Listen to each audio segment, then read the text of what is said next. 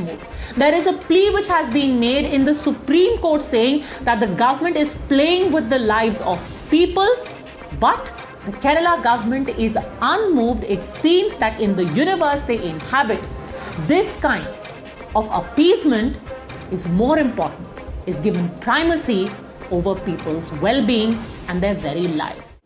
Mr. Lal, can you hear me? Yes. Let me tell you something. How can you still go ahead and defend with data like this? Can I speak? Can you hear me? Yes, go on. Yeah. First of all, you making a comparison between Kerala and UP itself is a blow for BJP in the future in Kerala. I am definitely sure. Why? Because making an illogical comparison between two states is it's itself speak a lot. What is your agenda? The agenda of Times Now today, what I felt is you wanted to make a comparison between Hindu festival and Muslim festival. This is the agenda. Speak properly. Speak on face. Because you wanted to say that when it comes to a Muslim. Wait. I don't like intervening. Sir, I don't like intervening. That just shows how narrow-minded you are. That you would like to classify festivals as Hindu festival and Muslim festivals. There are plenty of people who celebrate both. I think it really speaks to your narrow-mindedness that you would bring up such a myopic and such a jaundiced view. It's not. It's as simple as that. I'm looking at both as an occasion of public gathering. For me, both of them are an occasion where people are gathering and there is overcrowding. But for you to have dragged in that angle is indeed very sad and jaundiced. So let's not even get started on who is agenda-driven.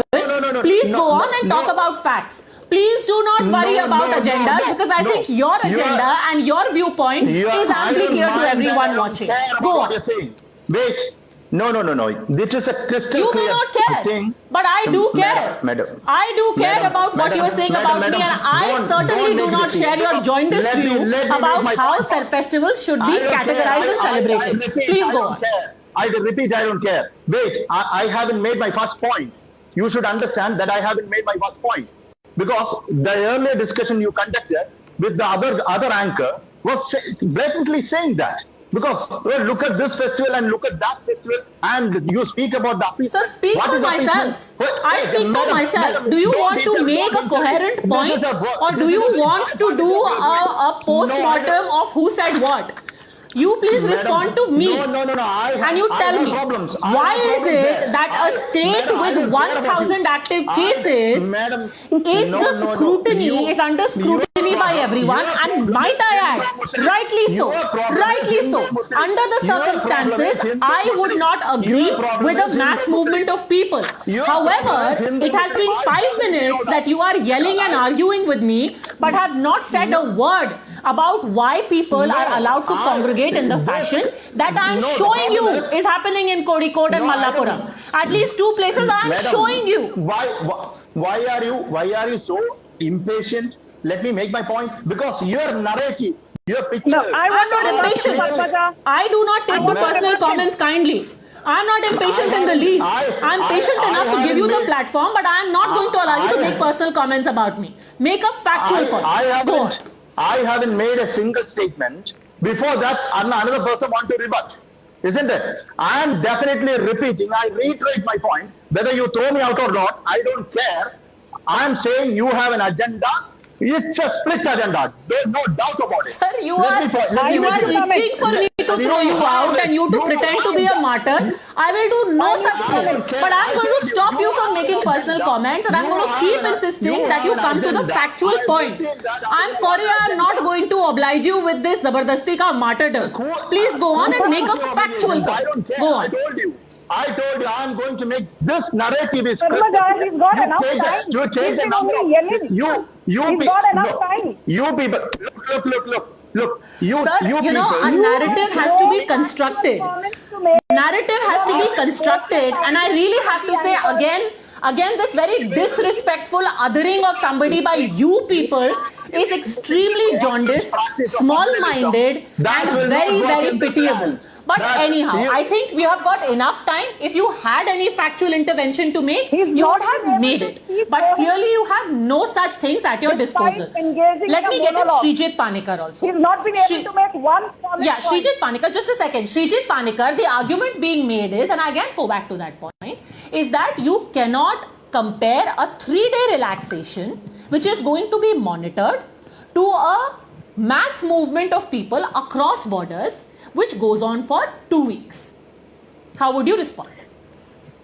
Yeah, Padmaja, my good friend Lal has to first understand that, when we are making a comparison, the only point that we need to discuss, rebut, is that it has to be logical.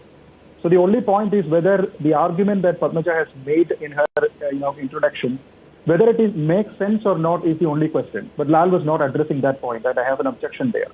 Now, the one point that we have to understand is that there is absolutely zero conviction on the part of the Kerala government, nor is there any rationale behind the decision to impose and ease restrictions in the state.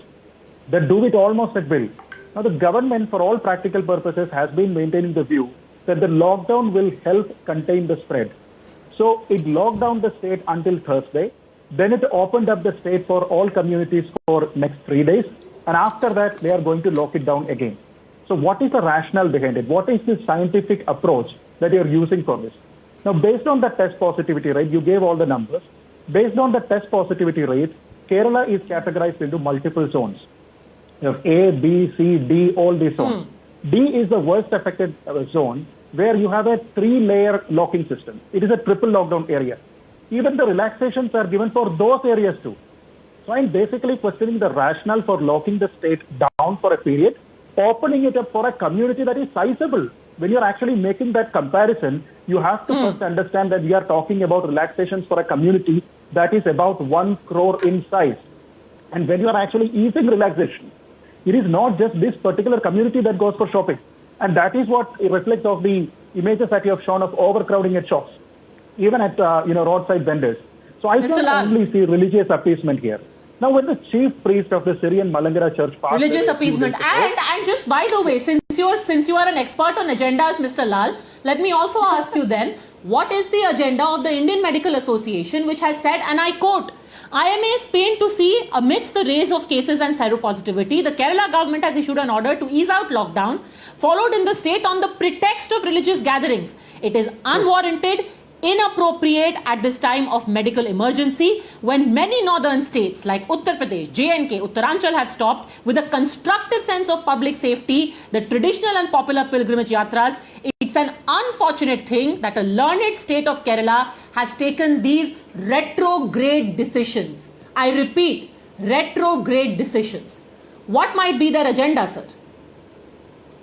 First of all, you asked the question, are you answering for myself or are you answering behalf of me? Because the last time you were doing that. If you want to do that, you can do it. Or else let me make my point with your agreement. Because for the last question, I did not answer. You were answering to that question.